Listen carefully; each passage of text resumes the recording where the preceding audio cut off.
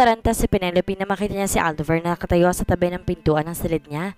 At first, she thought he was just part of her imagination. Dahil paano na mapupunta dito sa loob ng silid niya si Aldover kung sa isang araw pa ito dapat darating?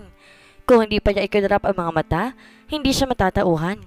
Nandito na si Aldover, and he was watching her. Kung paano niya pinapaligay ang sarili. Marahas na humugot ng hangin si Penelope. Aldover? Parang gusto niyang sabunutan ng sarili. Hello, hon? Ubod ng kapilyuhan ng umiti ang binata. Having fun, huh? He said. His dark blue gaze focused on her parted legs. Naramdaman niya ang pagpintig ng pinakasentro ng pagkababae niya sa titig nito. Bumadha ang pagkataranta at pagkapahiya sa mukha ni Penelope. Namumulang mukha na hinigip niyang kumot at nakip sa katawan niya. Damn! Nakita niya ang pagpapaligaya ko. Yun ay yata ang isa sa pinaka-nakakahiyang pangyayari sa buhay niya. Gusto niyang hilingin na bumuka ang kutson at lamunin siya niyon para lang makatakas sa pagkapahiya. Oh please, you don't need to cover yourself. Nakita ko na yan ng ilang beses. Kumistap sa kapilo ng asul ng mga mata nito. She swallowed hard and she avoided his lustful gaze. Suddenly she did not know what to do. Ano na? Akala ko ba nangungulila ka sa kanya? Hindi mo man lang ba siya yayakapin? Kinagat ni Penelope ang ibabang labi. Bakit nandito ka na? Pinasadahan niya ng tingin si Aldover mula sa ilalim ng kanyang malalantik na pilikmata. Nakasuot ito ng simpleng t-shirt at pants and well, wala pa ring pinagbago. The dark blue shirt he wore molded his body to perfection. Pasimple niyang ginala mata sa matikas itong dibdib at paskuladong braso. She knew how hard those slab of muscles were. Bakit? Ayaw mo na ba ako makita? Humakbang ito palapit sa kanya. Humalik sa ilong niya pabangong gamit ito. O baka naman may iba ka na. Nagbago ang tono ni Aldover. Mula sa pagiging playful, naging mababa at mapanganib yun. Nasa harapan niya si Aldover na mag-angat siya ng tingin. Seryoso nakatingin sa kanya ang pares ng aso nito mga mata. She smelled some jealousy in the air. Nagsiselos ka na niyan? Inilapit ito ang mukha sa mukha niya. She could practically feel his hot breath on her face. Depende. Kung sasabihin mo sa akin na meron nga dapat ako ipagselos. Hindi ba dapat kinabukasan ka pa darating? Pag-iiba ni Penelope ng paksa. You are not answering me. Naniningkit ang mga matang sabi nito. She rolled her eyeballs. Walang dahilan para sagutin ko ang tanong mo. Namilog ang mga mata niya nang isa rin nito ang isang kamay. Meron o wala? Wala nga. Huwag ka nga masyadong lumapit. Naduduling ako. Tinulak niya pa ito palayo. Hindi pa rin humuhupa ang pagkapahiyang nararamdaman niya. That was the most embarrassing moment of her life. Sa lahat pa naman na eksenang maaabutan siya ni Aldover, yun pang nagsasarili siya. Piling umiti si Aldover at muling nilapit na mukha sa kanya. You are blushing really hard. Hindi mo kailangan mahiya kung naabutan kita na ginagawa mong bagay na yon. Believe me, honey, that's normal. Gawain ko rin yon kapag naiisip kita at wala ka sa tabi ko. Pagtatapat nito. Her blood hummed as she stared at his glorious face. Kumikislap sa pagnanasa ang kulay asul nito mga mata. Parang tumatago sa kabuuan niya ang tingin nito. Bumaba ang tingin nito sa namumulang labi niya. She couldn't help biting her lower lips. Slowly and seducing. She could practically smell the sexual hunger radiating from his body. Tila kidlat na mag-asa sa kanyang ugat ang mabigat na pagnanasa at kusang lumabas ang dila niya upang dilaan ang ibabang labi niya. Hinawakan ito ang balikat niya tega at hinila palapit dito. She almost cried out as he claimed her lips. Hard, wet, and hot. Parang malaking sawang gumapang apoy ng pagnanasa sa kanyang puson at pumulupot sa sentro ng pagkababae niya. Rumaragas na sa init sa buong sistema ng dalaga. Kusang tumugon ang mga labi niya sa mapang-angkin halik ni Aldover. Sumabunot ang mga daliri niya sa buhok nito. You are mine, Penelope. Mine. Pag-ungol ito sa pagitan ng paghalik sa kanya. He tasted like warm honey. Gumalaw ang kamay ni Aldover para tanggalin ang kunot na nakatakip sa katawan ni Penelope. Iniangat itong suot itong t-shirt at basta na lang itinapon sa isang tabi. Pinigilan ni Penelope mapanganga nang tumambad sa harap niya ang matipon ng pangatawan ng binata. Hindi niya mabilang kung ilang beses niyang naisip na tila naglaan na mahabang panahon ang Diyos para hubugin ang katawan ng lalaking to. Hanggang sa maging perpekto. At the moment, he looked like a perfect gladiator. He looked dangerous, hungry and lethal. Umakyat sa kama si Aldover at mapanuksong umiti. Sa pagkagulat niya, pinaghiwalay nito ang mga hita niya. Anong gagawin mo sa akin? Malakas ang pagpintig ng puso ni Penelope habang nakatitig sa binata. He then smiled again, his eyes glittering like sapphire. Hindi ito nagsalita bagkos bumaba ang mukha nito sa pagitan ng hita niya at isinubsob ang mukha doon. Rumagasa ang kuryente sa kanyang mga ugat. Umalpas ang ungol sa labi ni Penelope. Hindi ngayon lang natutunan gawin sa kanya ni Aldover ang bagay na yon. Hindi iisang beses lang. Ngunit ang epekto niyon sa katawan niya ay nanatiling malakas at masidhi. Para siyang mababaliw. Hindi tuloy niya malaman kung saan ibabaling ang mukha. Wala na yata nga mas gaganda pa sa umaga na isang babaeng pinapaligaya ng lalaking mahal nito. Naramdaman ni Penelope ang pagkislap ng init sa kanyang mga ugat patungo sa pagitan ng dalawang hita niya. Parang kidlat na humagupit ang sensasyon sa kanyang katawan. Ilang minuto pa'y naramdaman niyang rumaragas ang pagsabog ng ligaya mula sa kanya. Umalingangaw ang sigaw ni Penelope sa kabuuan ng silid nang maabot niya ang suktulan. Nakakapikit na ninamam niya ang sensasyon na umalipin sa kanya hanggang sa tuloy na iyong humupa.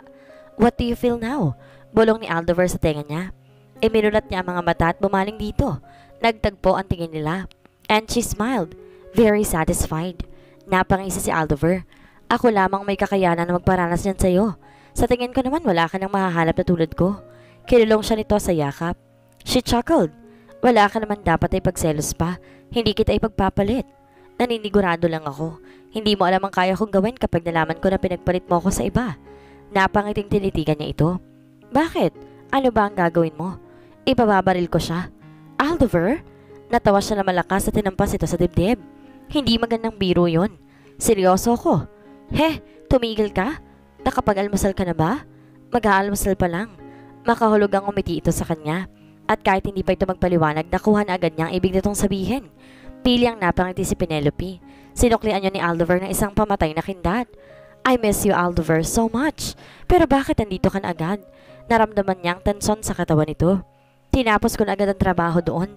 Minadali ko para makauwi agad ako sa'yo." "Bakit nga?" "Dahil ba yun sa pangungumbinsi ko sa'yo na magstay doon ng isang buwan? Huwag mo na yung isipin pa. Hindi ko naman na ipagpipilitan pa yon." Napag-isip-isip na rin niya na maaaring may binabalak ang ina ni Aldover. Ayaw man niyang isipin na may masama itong intensyon, pero gusto niyang isipin nagpapanggap lamang ito. Kung bakit, yun ang hindi siya sigurado. "No, may mas importante tayong dapat gawin, Penelope." Pinaikutan niya ito ng mata. "Ano nga yun?" "Sabihin mo na sa akin, pabitin ka pa eh." Ngumiti ito sa kanya. "Nakakapaghintay naman ang sasabihin ko sa iyo mamaya. Sa ngayon, kailangan nating maligo. Maaga rin tayong aalis." Hindi na siya nagtanong pa. Mukhang importanteng bagay nasa isip ng binata ngayon. Hindi niya maiwasang isipin kung anong binabalak nito. "I'm just really wondering kung anong dahilan at umuwi kagad sa Pilipinas." Umangat ang isang kilay ni Aldover at naalo na tumingin sa kanya. "Han? Hindi ko na yata mabilang sa daliri ko kung ilang beses mo na yung sinabi mula pa kanina. Sabihin mo lang kung ayaw mo na ako makita pa." "Hindi ganun ang ibig kong sabihin. 3 araw kang dito matawag at nagpaparamdam sa akin, tapos bigla ka nalang susulpot na parang kabuti. Siyempre hindi ko naman maiwasan na magtaka, hindi ba?" Imbes na sumagot, nginitian lamang siya ni Aldover. Frustrated at tumahimik na lamang si Penelope. Kung mayroon lamang siguro siyang abilidad na mapasok ang isip ni Aldover at mabasa mga iniisip nito, siguro kanina pa niya nalaman kung anong pinaplano nito. Pinagsuot pa siya nito ng puting bestida na hanggang tuhod. Maganda ang tela na bumagay sa kutis niya. Halata na rin ang maliit na umbok sa tiyan niya. Ilang sandaling na mayani na kabibiging katahimikan sa loob ng kotse. Hindi na siya nakatiis at muling nagtanong, "Saan mo ba ako dadalhin?" "Secret," sagot ng lalaki habang seryoso nakatingin sa daan. Buisit, may pa-secret-secret ka pang nalalaman? Maikli at paos na tumawa si Aldover. Narapan niya ito. Maya-maya tumigil ang sasakyan sa compound ng munisipyo. Nagsalubong ang kilay ni Penelope. "Anong gagawin natin dito?" Pinagbukas siya ni Aldover ng pinto at inalalayan sa pagbaba. Nakita ni Penelope ang pagkasabik sa asul ng mga mata nito habang nakatingin sa mukha niya. Naghahalo ang pagmamahal at paghanga doon. "Aldover, naguguluhan ako. Ano bang ginagawa natin dito? Pwede bang paliwanag ka muna bago mo ako tunawin ang titig mo?" Nawawalan na ng pasensya ang tanong ni Penelope. Humugot ng hangin si Aldover at nagsimulang magsalita. "Alam kong mabilis ang mga nangyayari sa atin, Penelope. Alam ko rin na hindi boto sa akin ng mga magulang ko at aware din ako na meron din tensyon na gaganap sa iyo at kay mommy." Tumigil ito at tinaplos ang pisngi niya. Madamdaming kumistap ang mga mata ng binata. "Hindi ko alam kung ano meron sa mga magulang natin at tutol sila sa kung ano man na meron tayo ngayon. They don't want us to be together. But one thing is for sure, hindi ako makakapayag na maging dahilan iyon para putulin nila kung ano ang iniingatan natin. Ikaw lang ang gusto ko mahalin, Penelope. Ikaw lang ang gusto ko maging ina ng mga anak ko. Ikaw lamang babaeng gusto ko makasama habang buhay. I cannot imagine myself living without you. You are my life, Penelope, and will always be." Namasa ang mga mata ni Penelope sa madamdaming pahayag ni Aldover, and then she found herself crying. Mahigpit na niyakap siya ni Aldover at nagsalita sa tenga niya. Hindi ko sinabi yon para umiyak ka. I just can't help it. Nahihirapan din kasi ako. Hindi ko alam kung anong problema nila sa atin. Kung anong ginagawa natin hindi nila magustuhan. Hindi ko rin alam kung ano nangyayari but I don't care about them. Ang mahalaga sa akin ngayon ay ikaw. Ang magiging anak natin at ang makasama ka sa hinaharap. That's why I brought you here. What do you mean? I mean, I want to marry you. I want to share my life with you forever. Napatanga si Penelope. I'm sorry. Hindi ko agad sinabi sa iyong plano ko. Tinis kong 3 araw na hindi ka tawagan para mapaghandaan ko kung ano mga planong gagawin ko pagbalik dito sa bansa. At para na rin tanungin ka. Dinukot ito sa isang bulsang maliit na kahon. Binuksan ito iyon at pinakita sa kanya ang isang mamahaling engagement ring. Nagningning sa tama ng sikat ng araw ang kulay asul na batong nakadesenyo sa singsing. Lumuhod si Aldover sa harap niya at tumingala sa kanya. Will you marry me, Penelope Marquez? Muling tumulo ang mga luha ni Penelope sa kasiyahang pumuno sa dibdib niya. Yes, I will marry you. Tumayo si Aldover at sinuot ang singsing sa daliri niya. Then, he hugged her and kissed her passionately. Puro ng pagmamahal at tinugon niya ang halik ni Aldover. Habol-habol niyang hininga na maghiwalay ang kanilang mga labi. We will get married as soon as possible. Pero okay lang ba sa iyong civil marriage? Sa sitwasyon natin ngayon, ito munang kaya kong ibigay sa iyo. Gusto ko lang na makasigurado ang akin ka na. Akin lang. May diin sa huling pahayag ni Aldover at hindi niya maiwasan ang mapangiti ng todo. As long as you will be my husband, walang problema sa akin. Sagot ni Penelope. He kissed her once again. Mabilis na proseso ang pagpapakasal nila ni Aldover sa huwes. Madali sila nakakuha ng marriage license na kapag-set sila ng appointment sa judge. Si Talia at ang kaibigan ni Aldover na si Robbie ang tumayong witness sila ng araw ng kanilang kasal. Masaya si Penelope. She was finally married to Aldover. Hindi na siya mangangamba pa. Tila naglaho na parang itim na ulap ang mga alalahanin niya. Wala na makakahadlang pa sa kanilang dalawa. At alam niya, magiging masaya ang pagkasama nilang binata. It has been 2 weeks since Aldover and Penelope got married. Every day was like a dream. Every moment they shared was precious. Tulad na lamang ng umagang iyon. Tanghali na nagising si Penelope sa kanyang kama. Mag-isa. Nakabukas sa mga bintana at pinaliliguan ng pang-umagang init ng araw ang kahubdan niya. Napangiti siya ng gumapang sa alaala niyang ginawa nila kagabi ng asawa. Halos buong gabi nitong sinamba ang katawan niya. He made love to her like a wild beast. He took her like it was his last. Hindi niya mabilang kung ilang beses niyang narating ang tuktok ng kaluwalhatian. Until now, she was sore, but she was still craving for him again. Nagikab si Penelope at nag-inat. Bumaba siya sa kama. Ipinulupot ang kumot sa kahubdan niya at tumayo malapit sa bintana. Lumipad ang tingin niya sa may hardin. Parang nawala ang antok niya sa eksenang bumungad sa kanya. Si Aldover habang nagpo-push up sa harap ng bahay niya. Pawisan ang maskuladong likod nito at parang matitigas na bato ang mga kalamnan sa likod nito. Walang pang itaas ang kanyang asawa. Parang dumikit ang mga mata niya sa katawan nito. Hindi na iwasang panoorin ng paggalaw ng matitipon ng braso ng asawa. Pakiramdam ni Penelope pinagpapawisan din siya. Tumibok ang pagnanasa sa pagitan ng mga hita niya at tila gusto niyang maramdaman ulit ang masasiding pag-ulos ito doon. Tumigil si Aldover sa pag-push up at tumayo. Inabot ito ang maliit na bote na mineral water at uminom. Nakaramdam siya ng pagkauhaw na mapagmasdan ang matipunong katawan nito. Sinundan ng kanyang mga mata ang pagtulo pagbaba ng pawis ito sa matigas na kalamnan nito.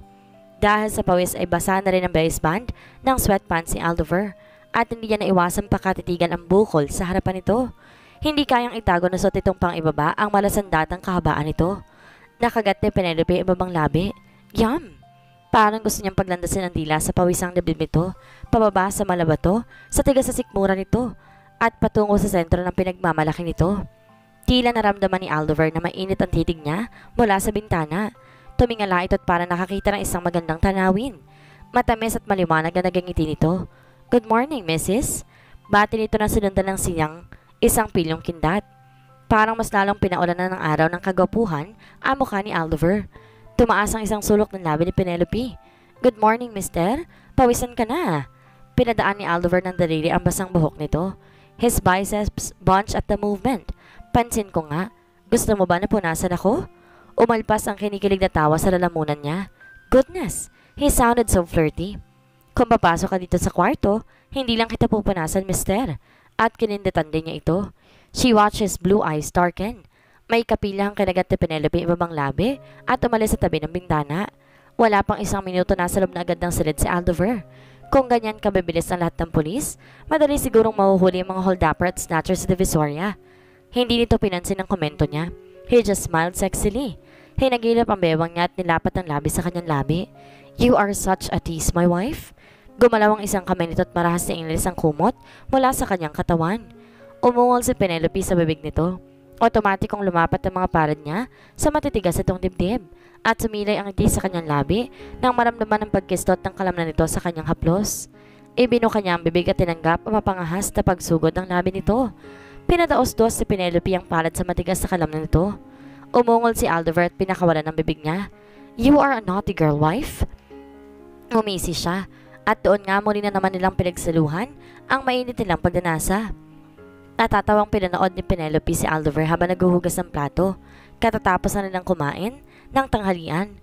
Siya na dapat na maghuhugas ng mga kinainan nila na magpumalit ang lalaki na ito na maghuhugas ng mga iyon. Ang dahilan nito, mas makabubuti sa kanya kung ito nang gagawa ng mga bagay na iyon. Total naman daw, madali lang maghugas ng plato. Pero sa nakikita niyang ginagawa nito ngayon, hindi niya alam kung matatawa sa kayabangan o maaawa sa dalawang platong nabasag na nito. Namumura na mukha ni Aldover sa bawat halakak niya. Stop laughing, hon. It's not funny. May pagkairitang aso nito mga mata. Umangat ang isang sulok ng labi niya. Kung hinayaan mo na lang sana na ako na lang gumawa niyan, hindi ka na mahihirapan pa. He rolled her eyes and she laughed again. Oh, you think you're so cute, don't you? Tumawa ito. I'm not. I think I'm hot. Ubod ng kapilo ang kinintatan siya ni Aldover. Napatayo siya na marinig niyang may kotseng pumarada sa bahay. Sino yon? Tanong ng kanyang asawa. Hindi ko alam. Sagot niya. Ilang saglit pa yung narinig niya ng tunog ng doorbell. Ako na magbubukas. Humakbang si Penelope patungo sa pinto. Bumilis ang tibok ng puso niya nang bumungad sa kanyang ina na Aldover. At nakatayo sa likod nito isang glamorosang babae na may kulay asul na mga mata. She know her. She is Beatrice. Bago pa siya makapagsalita, bumukas ng bibig ni Mrs. Ronquillo. Where's Aldover? I need to talk to him. Tila may bumara sa lalamunan ni Penelope at kailangan niyang lumunok para pawiin yun. Nasa kusina po. Nanginginig ang mga daliling nilawagan niya ang pagkakabukas ng pinto. Binigyang daan ng mga bisita. Pasok po kayo. Magkaibang Mrs. Ronquillo na karap niya ngayon sa araw na huli sila nagkita. Taas noong ito. Malamig ang mga mata, tila may galit na pinipigilang sumabog. Humakbang ang ginang papasok sa bahay. Tatalikod na sana si Penelope nang biglang lumagapak ang palad nito sa pisngi niya. Malakas na napasingap si Penelope. Nasapo niya mukha kasabay ng pag-iinit ng kanyang mga mata. Puro ng galit ang mga mata ni Mrs. Ronquillo habang nakatingin sa kanya. Mula sa gilid niya, tumakbo palapit sa kanya si Aldover. Ma, bakit ba ginawa yun? Galit na bumaling. Bagay lang yan sa mga haliparot na katulad niya. Tila magkasabay na marahas na napasingap sila ni Aldover. Hinila siya ng asawa papunta sa likod na parang pinoprotektan sa nito mula sa mabangis na hayop. Nakagat na Penelope ibabang labi sa pagpipigil na maluha. She could still feel his mother's hand on her face. Hindi pa niya naranasan na masampal ng kung sino. Hindi siya kailanman na mapagbuhatan ng kamatay ng kanyang ina o ama. Bawiin mo ang sinabi mo kay Penelope, ma. Bakit ko babawiin yun? She deserved it. Ang sampal na yon para talaga sa kanya. Hindi siya tumupad sa usapan namin. Mariin niyang naipikit ang mga mata. Naramdaman niyang tensyon sa katawan ni Aldover. So talagang pinaplano mo talagang mapanatili ako muna sa Amerika, ma? For what? Para sa sinasabi mong naluluging business natin doon? Our business there is doing good. Maayos na napapatakboy ni Papa, tumutulong din ako sa kumpanya. Bakit mo ba ginagawa ang mga ito? Why do you need to lie? Ano bang gusto mo mangyari? Gusto ko hiwalayin mong babaeng yan. Hindi ko magagawa ang gusto mo, ma. And why not? Sinusuway mo na ba ang utos ko? Why not? Hindi na ako bata, ma. I have my own mind. Ikaw, desperada ka na ba talagang ipakasal ako sa ibang babae? You want me to marry a woman who doesn't even know how to cook? Isang babaeng di marunong tumayo sa sariling paa at umaasa lang sa pera mula sa mana niya? Isang babaeng nagpapakasarap lang sa buhay ang gusto? How dare you, Aldover? Narinig niyang matinis sa boses si Beatrice. Nag-ipon siya ng lakas ng loob at muling hinarap si Mrs. Ronquillo. Pinatapang niya ang mukha at sinulubong ang galit ng mga mata ng ginang. Ano ba talagang ayaw ninyo sa akin? Alam ko nang hindi talaga ako gusto. Mabuti pa kung tapatin niyo na ako ngayon din. Nagsiklab sa galit ang mukha nito. Pulang pala ito. Tinatanong mo pa talaga yan? Bakit? Wala ka bang alam sa pinagagagawa ng ina mo? Nagsalubong ang kilay ni Penelope. Ano bang kinalaman ni Mama sa problema mo sa akin? Wala ako natatandaan na ginawa niyang kasalanan sa inyo, sa pamilya mo. Mabuting taong ina ko kumpara sa'yo. Umangat ang kamay nito para sampalin siya, ngunit nahagip ni Aldover ang braso ng ina. Slap my wife and I'm going to forget that you are my mother. Nagulat si Penelope sa sinabi ni Aldover. Wife? Nanlaki ang mata ng ginang. Nagpakasal na kayo ng babaeng to? Bumaba ang tingin nito sa kamay ni Aldover at pagkatapos, tumingin din sa kanyang palasingsingan. Napahawak si Penelope sa braso ni Aldover. Alam niyang di na nila kailangan pang sagutin ang tanong nito. Napasingap din si Beatrice.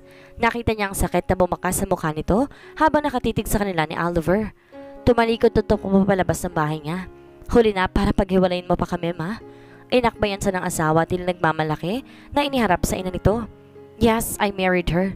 Alam kong darating tayo sa puntong to.